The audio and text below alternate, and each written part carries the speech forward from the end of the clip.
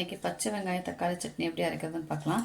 So அதுக்கு நான் ஒரு வெங்காயம் 3 சின்ன குட்டி தக்காளி எடுத்திருக்கேன். அடுத்து ஒரு வரமிளகாயும் ஒரு பச்சை மிளகாயும் எடுத்திருக்கேன். கொத்தமல்லி 2 வெள்ளைப்பூடு கருவேப்பிலை தாளிக்கிறதுக்கு எடுத்திருக்கேன். ஸோ இதை நம்ம வறுக்கவோ எதுவுமே செய்ய போகிறது கிடையாது, அப்படியே எடுத்து அரைச்சிக்க போகிறோம். எல்லாத்தையும் மிக்ஸி ஜாரில் போட்டு அரைச்சி எடுத்துக்கலாம். இதை அரைச்சி எடுத்துக்கலாம். இப்போ இதுக்கு தேவையான உப்பு நம்ம இப்போ அரைக்கிறப்பே சேர்த்துக்கலாம். நீங்கள் வேணும்னா கொஞ்சோண்டு புளி போட்டுக்கோங்க, நான் புளி போடலை. வேணும்னா புளியும் சேர்த்துக்கலாம். இப்போ இதை அரைச்சி எடுத்துக்கலாம். அரைச்சி எடுத்தாச்சு. கொஞ்சம் பிரிதாக எடுத்தோம்னா தான் நல்லாயிருக்கும். இப்போ இதை தாளித்து எடுத்துக்கலாம். தாளிக்கிறதுக்குன்னா அடுப்பு பற்ற வச்சு தாளிப்பு கரண்டி வச்சுக்கலாம். கரண்டி காஞ்சதும் நல்லெண்ணெய் ஊற்றிக்கிறேன். எண்ணெய் காயட்டும், கடுகு உளுந்து பருப்பு போட்டுக்கலாம்.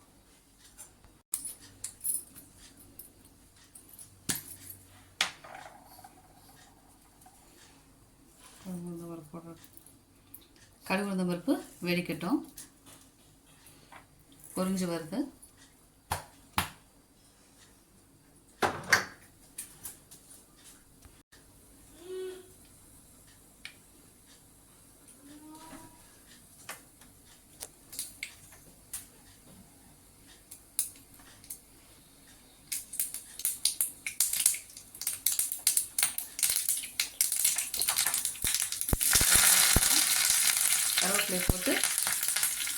கருவேப்பிலை போட்டு நம்ம பொரிச்சு எடுத்துக்கலாம். இப்போ தாளிச்சுக்காய் ஊற்றிக்கலாம். இப்போ நமக்கு பச்சை தக்காளி வெங்காய சட்னி ரெடி. இது இட்லி தோசைக்கு நல்லா டேஸ்ட்டாக இருக்கும், கொஞ்சம் காரமாக இருக்கும். இதை நமக்கு சளி பிடிக்கிற நேரத்தில் சாப்பிட்டோம்னா நம்ம நாக்குக்கு கொஞ்சம் டேஸ்டியாக இருக்கும்.